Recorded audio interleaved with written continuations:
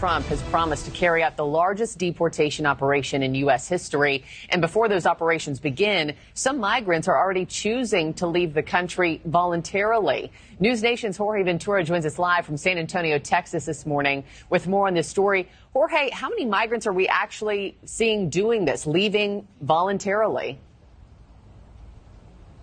Right now, Marky, it's unclear, but we are starting to see a trend, and this comes as cities across the U.S. and Mexico are now bracing for President-elect's deportation operation. But his hardline messaging on those deportation efforts have some migrants panicking and some even choosing now to self-deport back to their home countries. I spoke with immigration attorney Rolando Vasquez, who tells me that some of the immigrants that he represents that entered under the Biden administration are now choosing to return home, fearing deportation under the incoming administration.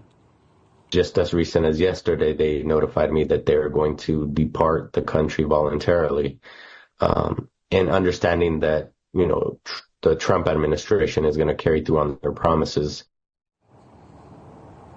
And it's not just Trump's deportation plans that are influenced these decisions. Vasquez says it's also that Mexico is now open to accepting non-Mexican deportees. Mexico's move would impact Cuban and Venezuelan migrants the most, since those countries typically do not accept deportation flights from the U.S., but may from Mexico.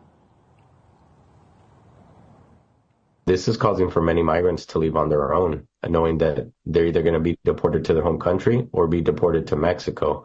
And they obviously, the overwhelming majority of them do not want to be in Mexico.